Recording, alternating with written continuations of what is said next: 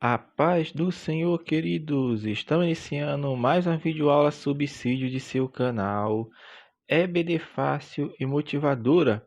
E na aula de hoje da EBD Fácil e Motivadora, nós estaremos comentando a lição de número 3 das lições bíblicas adultos, que tem como título A Sutileza da Imoralidade Sexual. Amém? Dando prosseguimento ao nosso estudo bíblico deste trimestre, o qual estamos estudando o tema Os Ataques contra a Igreja de Cristo. E hoje estaremos comentando a lição de número 3. O texto áureo encontra-se na primeira carta aos Coríntios, capítulo 6, versículo 18. Fugir da prostituição. Todo pecado que o homem comete é fora do corpo, mas o que se prostitui peca contra o seu próprio corpo. Verdade prática. As Escrituras condenam toda forma de prática sexual fora da esfera do casamento constituído por Deus. A leitura bíblica em classe encontra-se no livro de 1 Coríntios, capítulo 6, dos versículos 15 ao 20, e no livro de Romanos, capítulo 1, do versículo 26 ao versículo de número 28. Então vamos lá comentar a lição de número 3, a sutileza da imoralidade sexual. Meus irmãos, vale atentar para essa verdade prática. Essa verdade prática, o autor foi muito feliz nessa frase que ele coloca, que as Escrituras condenam toda forma de prática sexual fora da esfera do casamento constituído por Deus. Preste bem atenção, comente isso em sua sala de aula, porque aqui ele está falando do casamento constituído por Deus. Nessa lição ele não vai explicar o que é casamento, mas ele está mostrando bem claro ali que é o casamento constituído por Deus. Porque hoje, meu irmão, existem várias esferas da sociedade que está considerando casamentos sem ser aquele que foi preconizado pelo Senhor. Porque quem constituiu o casamento foi Deus. E o primeiro casamento foi celebrado pelo próprio Deus.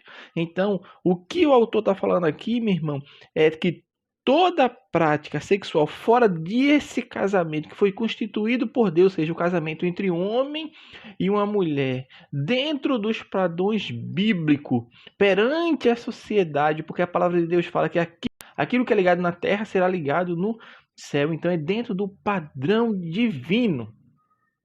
Tem que ser constituído dentro do padrão divino. Então aqui já fica uma mensagem bastante clara que toda forma de prática sexual fora da esfera do casamento constituído por Deus, as Escrituras condena, porque tem que estar pautado debaixo da palavra de Deus. Então, nessa lição, meus amados irmãos, para entrarmos nessa parte introdutória, é que nós vamos falar sobre a sutileza da imoralidade sexual que está tentando adentrar dentro da igreja. Em muitos lugares este muro de proteção já foi derrubado, ou seja, já está acontecendo, porque sempre aconteceu, sempre, mas hoje está acontecendo a normatização. O que é?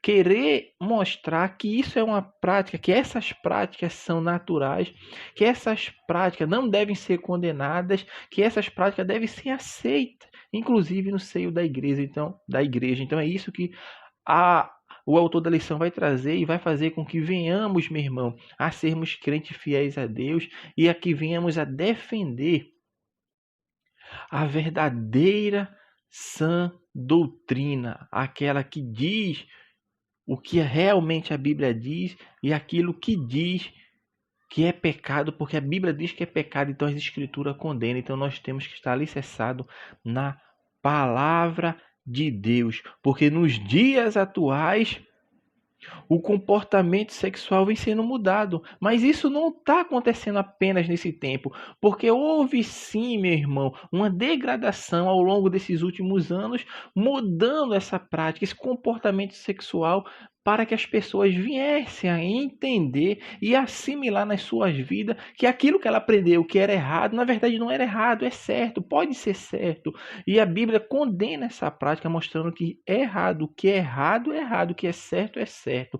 Mas o mundo anda na contramão das Escrituras, querendo normatizar aquilo que a Bíblia condena. E dentro dessa perspectiva, o Autor da Lição vai começar falando sobre a revolução sexual, falando desse novo paradigma para a sexualidade, porque ao longo dos anos nós vemos que sempre as sociedades, não só ocidental como oriental, vamos falar de um modo geral, sempre prezaram pelos padrões judaico-cristão. Mesmo aquelas sociedades que não tinham cunho cristão nem cunho judeu, ou seja, não tinham conhecimento ainda da palavra de Deus, mas entendiam que sim, os moldes do casamento era para ser vivenciado, os moldes do relacionamento íntimo, do relacionamento sexual, deveria e deve ser praticado dentro da esfera do casamento constituído por Deus. Isso era o que foi ensinado por anos, séculos, para que as pessoas vivenciassem sim os comportamentos sexuais, os prazeres de desfrutar aquilo que foi criado por Deus dentro desse casamento constituído por Deus. Porém, isso está sendo mudado. Isto está sendo, meu irmão, confrontado. Porque existem muitos movimentos que agora vêm contestar contra a moral conservadora, contra a moral ética cristã, contra aquilo que o Senhor tem preconizado na sua palavra. Então essa explosão sexual, meu irmão, que nós estamos presenciando hoje, ela é fruto de uma ideologia cultural que há anos vem sendo construída, principalmente no Ocidente. Não foi uma coisa que num estralar de dedo surgiu, não. A degradação, como nós estamos falando, vem ao longo dos anos. Está tendo um bombardeamento nessa esfera da castidade, da santidade, de manter o casamento sem mácula, um leito sem mancha, sem mácula. E isso vem, meu irmão, afetar de maneira direta a Igreja de Cristo. Por isso o tema é a sutileza da imoralidade sexual. O autor vai falando, meu irmão, ao longo da lição, dessas partes, que essa parte introdutória vai falar sobre a revolução sexual, esse novo paradigma que está surgindo, como nós estamos falando, e vem se fala também sobre a quebra de tabu. E sobre essa quebra de tabu, meu irmão, ele vem mostrando o surgimento dessa revolução sexual que principalmente está atingindo agora o Ocidente. E nós vemos claramente que essa revolução começa ali pelos idos dos anos 60, da década de 60, porque foi justamente nessa década que a sociedade vinha passando e passou por profundas mudanças, tanto comportamentais quanto de natureza sociopolítica. E isso vem sendo moldado principalmente com o avanço tecnológico que culminou com a globalização a que nós temos hoje perante nós e que nós muitas vezes utilizamos, claro que de maneira benéfica. Então, com o advento da internet principalmente, o errado começou agora a ser mascarado, a ser enfeitado, a ter uma nova roupagem de que é certo. E isso vem ao longo dos anos, principalmente pelas TVs, que vem mostrar essa contracultura. Porque aquilo que eles não conseguiam antes, adentrar dentro do lar, eles conseguem hoje através de um aparelho de TV. E agora, mais recentemente, com a internet. Todos agora praticamente têm acesso à internet, seja do seu celular, do seu notebook, seu iPad, seu iPhone. Ele tem acesso, então ficou mais fácil de minar a imoralidade sexual nas mentes das pessoas. E como o ser humano é um ser caído, e aquele homem que não tem Cristo, não tem o Espírito Santo na sua vida, A tendência dele é cair sempre nas garras daquilo que é contrário à palavra de Deus, porque a tendência natural do ser humano caído é essa, as coisas deste mundo, devido à sua natureza pecaminosa, ele não luta para resistir à tentação, até porque para ele essas coisas estão tendo a nova roupagem, mostrando que aquilo é normal, quando na verdade não é. Então isso vem, meu irmão, a suplantar a imagem de Deus no homem, vem a suplantar aquilo que Deus deseja que o ser humano caminhe nessas trilhas, nesses caminhos, que caminhe, meu irmão, na verdadeira luz, caminhando com Cristo. Então tudo isso veio, meu irmão, como quebra de tabu, ou seja, tentando denegrir os conceitos judaico-cristão da cultura ocidental. E hoje, atualmente, você que está nos ouvindo, entende bem isso que nós estamos falando, que é um movimento acelerado de degradação e destruição do conceito de família, de destruição de conceito de casamento, aquele que foi constituído por Deus. E o autor da lição vai prosseguir falando sobre as principais distorções da sexualidade sadia, porque quando se fala de sexualidade, nós estamos falando de algo que foi criado por Deus, porém para ser desfrutado dentro do casamento constituído por Deus, porque isso foi o que Deus preconizou para o ser humano, porém está acontecendo distorções, e dentre essas distorções o autor vai falar sobre a prática da fornicação. O que é a fornicação dentro do contexto quando nós estudamos dentro das nossas igrejas e nas escolas dominicais? Fornicação é todo relacionamento sexual praticado por pessoas solteiras. Então a gente tem que definir o que é cada conceito. Então, fornicação é todo o ato sexual praticado por pessoas solteiras. Esse é o nome que damos à fornicação, meu irmão. E a fornicação, como é praticado por pessoas solteiras, não que exista o pecado do adultério, que é o que é relacionamento sexual praticado fora do casamento, é adultério, que não deixa de ser também um comportamento de fornicação. Mas dentro desse conceito que nós estamos falando entre pessoas solteiras, atinge diretamente aos jovens das igrejas. No nosso contexto, porque no mundo já prática parece normal. Até antigamente isso acontecia, mas era exceção e não regra. E hoje está virando o contrário.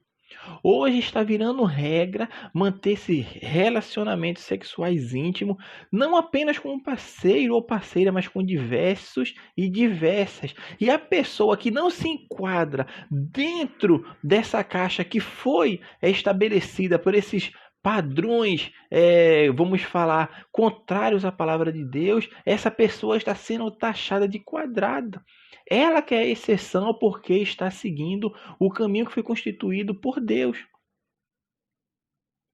Então é a prática da fornicação que tem adentrado nos lares, estão adentrando nas igrejas.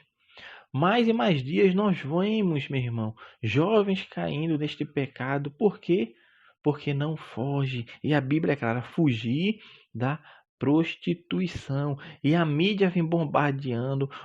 Quando você entra na internet, o que mais aparece é propaganda sensualizadas.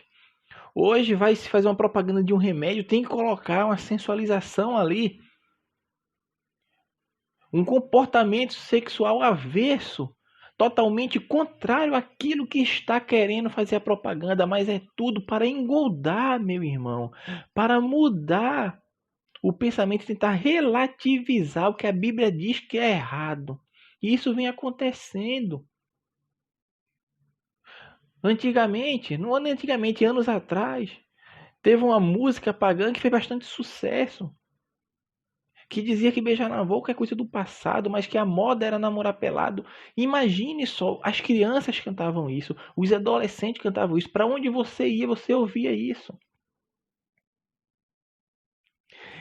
E isso é uma das mínimas coisas que nós estamos comentando, porque existem milhares de coisas que vêm a bombardear a mente das pessoas que não têm Deus. Então, meu irmão, nós devemos ter cuidado, principalmente no mundo virtual, porque aquilo que você olha no mundo virtual muitas vezes vai se transformar, porque aquilo fica martelando na sua mente para que você venha fazer a sua prática, aquela prática no mundo real.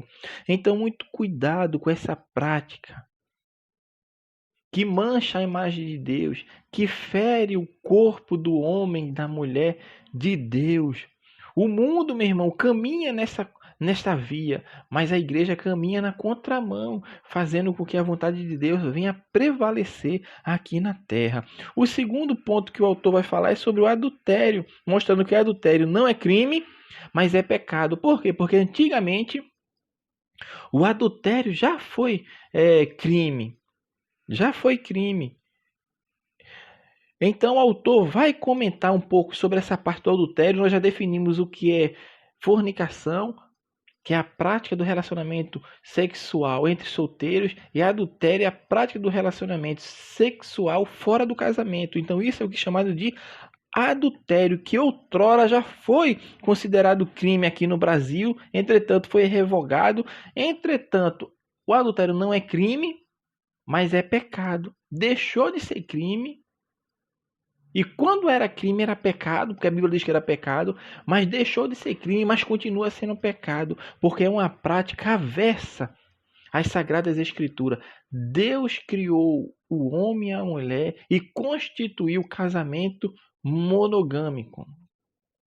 Então, tudo tem que ser vivenciado dentro do casamento, porque existe uma inversão, meu irmão, de valores que tenta mudar profundamente na forma como a sexualidade é enxergada. E, novamente, venhamos a bater principalmente pela mídia, seja ela televisiva, seja ela pela internet. Por quê? Porque vem colocar dentro de nossos lares como se fosse algo normal, algo que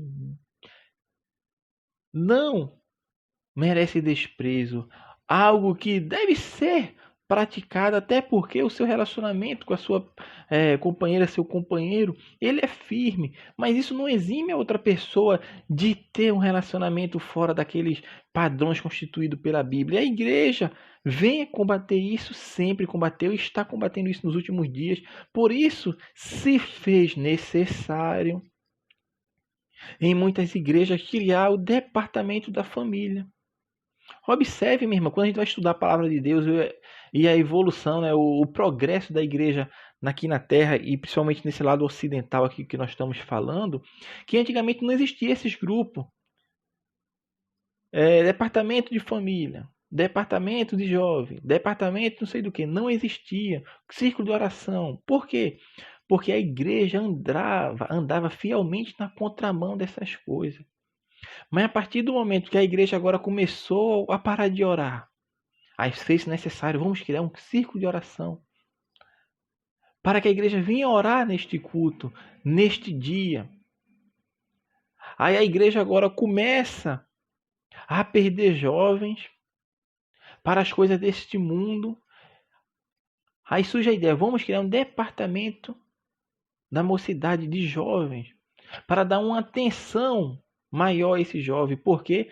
Porque a paganização, não vou dizer nem que os jovens estavam saindo da igreja, mas que muitos estavam permanecendo na igreja e cometendo atos contrários à verso à palavra de Deus. Então, cria-se o departamento de jovens, de mocidade.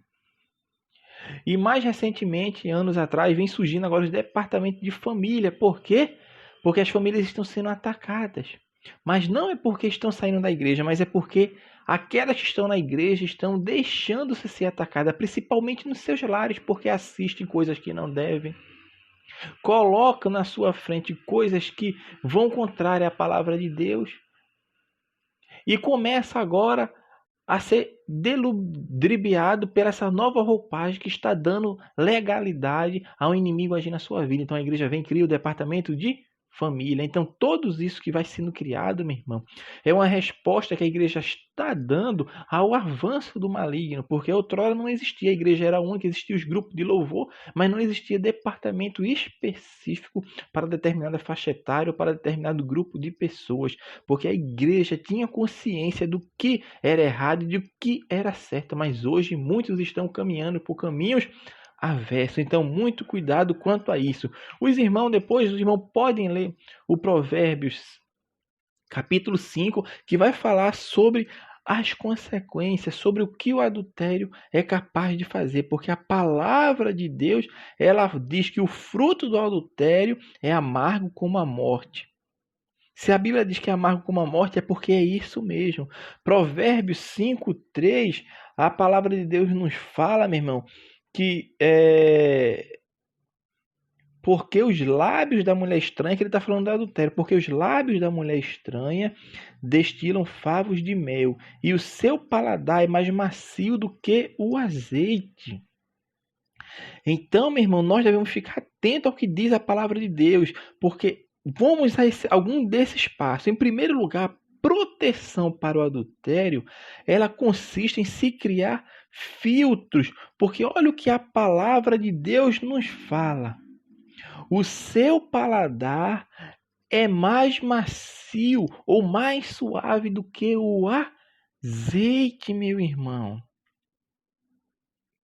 E a maioria dos relacionamentos extraconjugais que acontece justamente porque as pessoas não criam filtros. E tudo isso se inicia dentro do próprio lar, porque falta afetividade no lar. E essa falta de afetividade gera muitas vezes carências no companheiro. E essas carências vêm muitas vezes asseminada pelo inimigo com uma pessoa estranha, com uma pessoa alheia. Por isso a Bíblia fala bem claro, seu paladar é mais suave do que o azeite. Mas tem uma consequência para isso. Porque ele prossegue falando no versículo 4 de Provérbios 5, ele fala, mas o seu fim é amargoso como fel ou absinto, agudo como a espada de dois gumes. Olha só, meu irmão, é suave como o azeite, mas tem o fim. Tem uma consequência, se você não filtrar, meu irmão, minha irmã, se você não filtrar, o seu fim vai ser amargo como fel. Parece ser macio, parece ser agradável, mais que o azeite no paladar, mas é amargoso. Só tem aparência. Cuidado. O Provérbios 5:8, o autor continua falando que a proteção para adultério não está apenas em não lhe dar lugar, mas evitar entrar no seu território. Provérbios 5:8. Afasta dela o teu caminho e não te aproximes da porta da sua casa. O que a palavra de Deus está dizendo? Evitar ter intimidade com quem você sabe que não pode ter intimidade. É evitar entrar num espaço que não pertence a você, mas que pertence ao outro. E dentro desse aspecto também está que não deve se estar contando intimidade para, é meu melhor amigo, é minha melhor amiga, e fica contando a sua intimidade. Nisto está muito o início de tragédias. Aqui está, meu irmão, a maior das tragédias é isso. E há pessoas que passam por problemas no relacionamento e começam a cantar para o seu melhor amigo, para a sua melhor amiga. E o que vai acontecer ali? A carência vai gerar, muitas vezes ali, afetividade pelaquela pessoa que está ouvindo. Por isso muitos pastores caíram nesse laço, porque não souberam administrar, nem, meu irmão, se envolveram demais com o sofrimento da pessoa. E o fim é trágico, não precisa nem a gente comentar aqui. A proteção para adultério também está em manter uma vida disciplinada. Por isso o Provérbios 5:12, o autor da lição fala, a Sagrada Escritura fala, como aborreci a correção e desprezou meu coração a repreensão. Como que eu fiz isso, o autor falando. Porque isso foi o que fez ele cair nos laços dos lábios da mulher estranha, que destila favo de mel. Seu paladar é mais macio do que o azeite, mas o seu fim amargo como o fel. E não podemos desprezar essa disciplina. Disciplina, meu irmão, está tudo aquilo que nós fazemos corriqueiramente. Ou seja, é manter-se sempre na disciplina, fazendo com que o relacionamento cada dia cresça, amadureça e crie-se hábitos. E existem hábitos, rituais benéficos, como passear, ir jantar fora, viajar, presentear em datas comemorativas, por que não? E fora de datas comemorativas, porque isso surpreende a pessoa amada. E por fim, meu irmão, a proteção para o adultério está em não alimentar fantasias que seriam satisfeitas somente na esfera do casamento. Por isso o autor das Sagradas Escrituras fala em Provérbios 5,15: bebe a água da tua cisterna e das correntes do teu poço, meu irmão. Então, meu irmão, muito cuidado. O crente fiel deve saber que o casamento vai girar em torno do seu próprio casamento, ou seja, dentro do seu relacionamento e não fora dele, porque se fizer isso vai fracassar. E o perigo surge quando a pessoa, o homem ou a mulher, se sente mais confortável com alguém estranho ao relacionamento do que com seu próprio companheiro ou companheira. Algo errado está acontecendo. Se isso estiver acontecendo na sua vida, se sentir mais confortável com uma pessoa fora do seu casamento do que com o seu companheiro ou sua companheira, alguma coisa está errada. É hora de acender a luzinha de alerta e se voltar para Deus, pedindo misericórdia para que Deus restabeleça o relacionamento dentro do seu lar. E terceiro, o autor vai falar sobre a homossexualidade, uma contradição da ordem natural. Como que cresceu, como que surgiu esse movimento homossexual da atualidade? Tudo isso surgiu, meu irmão, no ano de 1969, lá em Nova York, quando a polícia expulsa de um bar gay as pessoas que ali estavam e foram expulsas sob protesto. Mas o que acontecia nessa época? Nesta época estava acontecendo vários incidentes no mundo ocidental, principalmente na América do Norte, ou seja, manifestações sociais estavam acontecendo. E dentre essas manifestações sociais estava acontecendo ali o movimento do direito civil dos negros, que foi um movimento que aconteceu também na América do Norte. Além do mais, contra movimentos sociais contra a guerra do Vietnã, que os Estados Unidos foi um dos protagonistas. E dentro dessa toda manifestações sociais que estava acontecendo nessa década, surge também o movimento homossexual, porque eles viram que está acontecendo um movimento social entre várias espécies, movimento em favor civil, movimento em favor civil dos negros, movimento contra a guerra no Vietnã. Então eles levantam a bandeira ideológica do movimento agora homossexual. E dentro dessa ideologia homossexual, nós vemos que ela inverte-se a ordem natural de Deus desde a criação. Por isso a leitura bíblica em classe fala de Romanos capítulo 1, que é um dos textos mais excelentes de combate à prática homossexual. Então a ideologia criada pelo homossexualismo é tentar desvirtuar o que foi feito desde o princípio, desde a criação, que é o que mostrar que o que é normal, o que é natural do homem e da mulher não é assim. E eles tentam, de todas maneiras, criar narrativas para fazer com que as pessoas aceitem essas coisas. Inclusive, usaram até a ciência anos atrás. Quem nunca ouviu falar do gene gay? Que era a mais nova narrativa que surgiu no mundo homossexual para mostrar que a pessoa nasce já com aquele determinismo genético, ou seja, se aquela pessoa é gay é porque ela nasceu assim, não tem como mudar, porque existe o gene gay, a pessoa já nasce assim. Entretanto, isso foi mostrado e comprovado pelos maiores cientistas do mundo, do planeta, de países, que isso é uma falácia sem fim, porque não existe gene gay. Até porque parou-se essa conversa. Pode perceber que parou-se porque viu que não tinha sustentação científica. Eles tentavam mostrar de toda maneira que isso é uma determinação, um determinismo genético. Na verdade, não é. Não é. E a prova disso é os gêmeos idênticos, que são gêmeos do mesmo óvulo, do mesmo espermatozoide, idêntico, 100% idêntico. Mesmo assim, aquelas pessoas nascem e um é homossexual e o outro não. Quando, na verdade, 100% deveriam ser o que o outro é.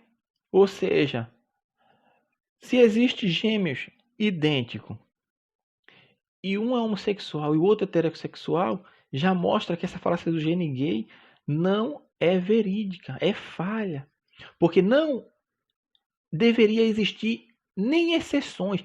100% ser um determinismo genético, então 100% deveriam ser gays. Ou seja, se um é gay, o outro necessariamente teria que ser. O outro, e não é isto que acontece. Existe hoje pessoas, gêmeos idênticos, que um é homossexual e o outro não. Só bastaria um caso para mostrar que esse é um argumento falacioso. Mas existem milhares, não apenas um, mas existem milhares. Outra falácia que ele criara é que na antiguidade, principalmente na Grécia, era natural o relacionamento homossexual. E isso era normalmente aceito na Grécia Antiga. Falacioso também, porque tem um escritor chamado Bruce S. Thomson, que é uma das maiores autoridades em literatura grega. Ele destaca que a homossexualidade, meu irmão, era algo natural na Guerra Antiga, não se sustenta, isso não se sustenta. E ele destaca que a heterossexualidade, não a homossexualidade, era o padrão da antiga Grécia. Isso está em seu livro, meu irmão. Então nós devemos ter cuidado, porque essa prática homossexual não é um determinismo genético e nunca foi natural, nem na escultura antiga, mas sim uma preferência adquirida. E de que forma era adquirida? Talvez por razões pessoais, ou seja, como resposta a um trauma, ou talvez por razões sociais, como aglomeração ou influência subculturais, ou as duas coisas. Então é uma preferência adquirida, a pessoa escolheu ser assim. A pessoa preferiu ser assim. Mas nós cremos no evangelho que transforma. E o evangelho que transforma, meu irmão, ele transforma também o homossexual, assim como ele transforma o traficante, o drogado, assim como ele transforma o adúltero, o fornicador, aquele que está em caminho tortuoso. É o mesmo evangelho que transforma o homossexual. Por isso, o autor da lição vai terminar falando sobre o padrão bíblico para uma sexualidade sadia. Aí ele vem falar que o sexo atende uma necessidade da criação. Realmente, por isso nós falamos que foi criado por Deus. E tudo que é criado por Deus é bom. Porém, o inimigo vem dar uma roupagem para aquilo que é errado, para aquilo que é pecado. Mas quem criou o casamento? Deus. Quem criou o sexo? Deus. Então, o sexo foi criado por Deus para ser desfrutado dentro do casamento constituído por Deus. E para atender essa necessidade da criação, estava envolvida ali a procriação.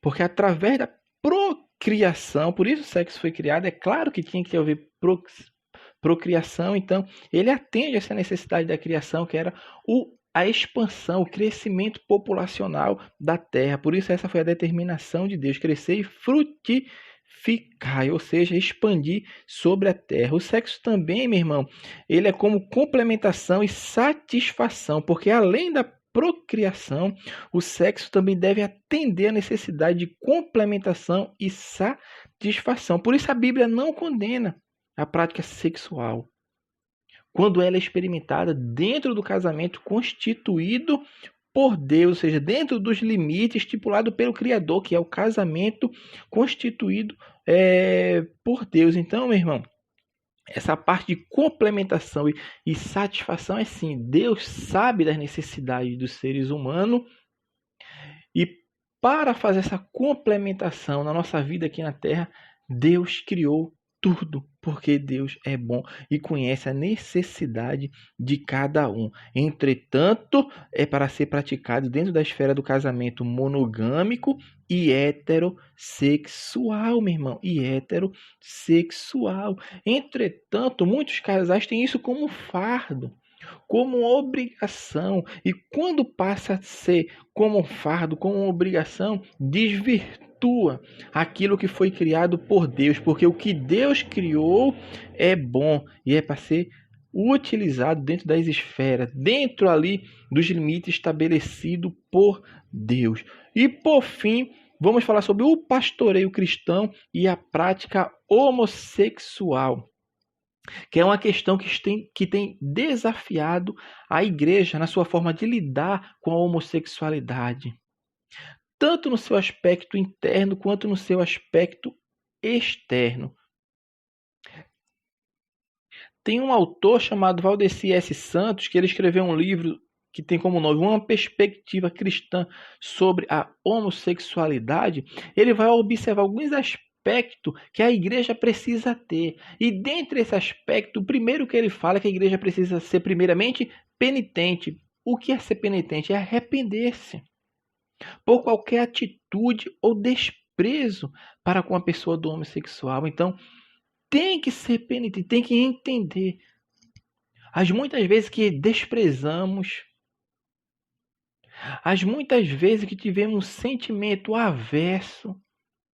E isso muitas vezes causa embaraço, porque muitas vezes a igreja não está preparada e tem aquele sentimento de aversão e até de medo, e isso muitas vezes é assimilado por a pessoa que comete essas práticas homossexuais como homofóbicos, como homofobia. Por isso a igreja hoje muitas vezes é acusada de ser homofóbica, mas não é, porque muitas vezes a igreja tem aversão, tem medo, não tem o preparo adequado para receber nem lidar com essas pessoas. Então precisamos, meu irmão, entender que sim, essas pessoas são também imagens de Deus, foram criadas à semelhança de Deus. Por isso, na lição do trimestre passado, nós falamos sobre a dignidade da pessoa humana. Todos são iguais perante Deus, porque Deus amou a todos, como nós falamos aqui, a toda a humanidade individualmente. Todos são alcançados pelo amor de Deus, mas basta o homem entender que ele precisa ter uma mudança de atitude, porque a Bíblia fala claramente em Tiago 4,4 que Deus amou o mundo. Em Tiago 4,4, Deus amou o mundo, mas não concorda com os pecados do mundo. Uma coisa é amar o mundo, outra coisa é concordar. E um exemplo claro disso, só basta você ir numa porta de um presídio em dia de visitação, quando muitas mães vão visitar seus filhos. Você vai perguntar para ela se ela concorda com as atitudes que ele fez, com aquilo que ele fez. Certamente ela vai dizer que não. Mas você pergunta, mas você ama ele? Amo. Amar não é concordar com as atitudes. O não também significa amor. Não é sempre o sim. Por isso eles levantam a bandeira, meu irmão. Que tudo é por amor, tudo é amor. Mas não entende a verdadeira essência do amor. Porque quem ama também diz não. Não é só diz sim. Então nós devemos ter muito cuidado com isso. Porque quem ama também sabe dizer não. O autor, falando essa parte de penitente, depois ele vem falando também sobre o espaço que a prevenção deve ter na igreja. A igreja deve ter sim um espaço de prevenção. A igreja deve estar preparada para responder de forma eficiente ao desafio do avanço homossexual em seu seio. Neste caso, meu irmão, não se trata apenas de um trabalho de natureza apologética, mas de lugar de refúgio para aqueles que lutam contra a prática homossexual. Deve-se sim desenvolver, porque o Ministério da Família desenvolve unicamente para casais, se você perceber. Mas o Ministério da Família muitas vezes não atende de forma efetiva para tratar pessoas que veio de um meio homossexual e agora está fazendo parte do corpo de Cristo E está lutando, por quê? Porque ele já foi condicionado a essas práticas. E o inimigo vai agir naquilo que ele fazia, para fazer com que ele volte a cair novamente. Então a igreja tem que ter sim um espaço para prevenção na igreja. Não tratar apenas dos casais, mas daquelas pessoas que foram juntos, né? Tiveram um ajuntamento homossexual e hoje estão na igreja. E muitas vezes não só um, mas dois ou as duas. Para que não venha a cair novamente neste pecado.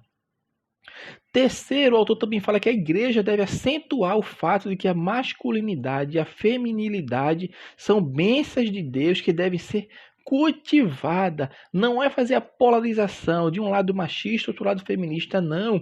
Mas o que deve ficar bem definido e sublinhado são as diferenças que existem sim. Quais diferenças genéticas, a fim de que não surjam mais neutros, em aspas, no meio da igreja. Então deve sim ter essa valorização, meu irmão, essa acentuação tanto da masculinidade do homem quanto a feminilidade da mulher, que são bênçãos de Deus e devem ser cultivadas. O autor também fala que neste processo todo, devemos ter a compreensão que os pais devem ter, o processo de compreensão que os pais devem ter do papel de seus filhos. Ou seja, no ensinamento. Vacinar os seus filhos com a palavra de Deus, porque está sendo bombardeado nas escolas, está sendo bombardeado na televisão e muitas vezes nesse desenhozinho que ele assiste aí, que parece até inocente, você não sabe nem o que está passando, mas muitas vezes está ensinando coisas contrárias à palavra de Deus. E tudo isso que nós falamos está envolvido aqui, meu irmão, tanto a área principalmente externa, mas também interna. Mas na área interna, meu irmão, nós devemos dar testemunho, o testemunho da igreja, meu irmão. Isso é o que diz respeito à ação interna da igreja. Isso deve ser destacado, porque, meu irmão, do reino de Deus serão excluídos os adúlteros, sim, vão ser excluídos, maldizente, injusto, todos esses. E não somente os sodomitas, que nós atrelamos aos homossexuais, as pessoas que praticam atos sexuais com pessoas do mesmo sexo, indo contrário à natureza, indo contrário àquilo que Deus estabeleceu. Então, meu irmão, o testemunho da igreja deve ser dado para que as pessoas entendam que essas pessoas que são alcançadas pelo evangelho, elas são transformadas. E o testemunho que a igreja deve dar é de refúgio para essas pessoas, prevenção, porque o evangelho é que transforma. Meu irmão, a gente tem que entender que quem transforma não é eu nem você, não. Quem transforma é Deus.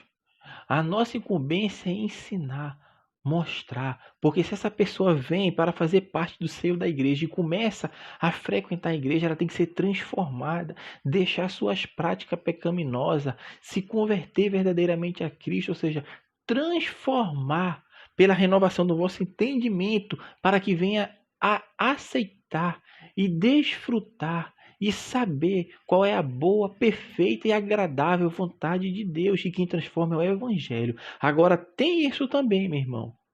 A pessoa vai vir para o seio da igreja. A igreja tem que pregar o evangelho. Mas não é ficar expulsando. Não ficar atacando. Mas pregar o evangelho, meu irmão, porque o evangelho é que transforma. Mas tem igrejas por aí que já mudanizou, que as pessoas entram e tem que ficar do mesmo jeito, não exige transformação nem arrependimento, é o evangelho barato, é a graça barata que nós falamos na aula passada, e isso vem fazer com que as pessoas permaneçam ali, porque ela se sente bem e não muda seu modo de vida, continua nas mesmas práticas pecaminosas, então ali está indo para o caminho da perdição, tanto ela quanto seus membros, quanto o líder, porque se o líder está fazendo o outro ir para o caminho errado, é um cego guiando o outro cego. Então devemos ter cuidado, meu irmão. Então, meus amados irmãos, assim nós estamos encerrando essa lição e aprendemos sobre esses 3 aspectos da sexualidade. bíblica. E estudamos sobre a fornicação, o pecado da fornicação, do adultério e da homossexualidade, que são práticas pecaminosas que ganhou o espaço na sociedade, ganhou e está tentando romper os muros da igreja. Mas o sangue de Cristo tem poder para fazer com que essas coisas venham a ser mudadas. Quem pratica, não pratique mais, se converta dos seus maus caminhos, se arrepende dos seus pecados. E aquele que veio dessa prática e hoje está no seio da igreja, que deixe também essas práticas, porque o evangelho transforma, Deus transforma a vida, a palavra de Deus é eficaz para transformar, santificando todos aqueles que se achegam a Deus. Então não podemos de maneira nenhuma negligenciar esse ensino bíblico em nosso seio, principalmente para adolescentes, jovens, casais, solteiros, para todos aqueles que fazem parte da igreja de Jesus. Então qualquer prática fora do modelo bíblico, qualquer prática sexual fora do modelo bíblico traz consequências morais e espirituais. Deus quer que vivamos o sexo, meu irmão, num padrão por ele estabelecido, o que de fato vai nos fazer realizados e planificados. Então, que possamos meditar nestas lições que veio como alerta para a Igreja de Cristo, para que ela venha ser testemunhar sobre o verdadeiro cristão, o que é ser crente, o que é ser servo de Deus aqui na terra. E assim nós estamos encerrando a lição de número 3, que falou sobre a sutileza da imoralidade sexual. Amém? Que Deus abençoe os irmãos e até a nossa próxima aula, se assim o Senhor permitir.